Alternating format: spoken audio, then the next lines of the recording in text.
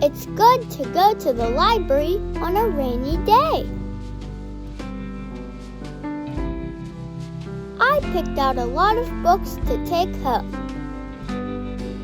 I borrowed a Pokemon book, a Humphrey book, and many others.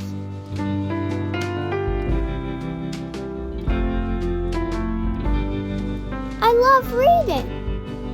It helps us learn new things and stretches our imagination. But sometimes I read for so long that my eyes get sore. I feel tired, and I even get headaches. So it's important to take breaks when you're reading. Also, try to spend time playing or exercising outside, especially if there's nice weather.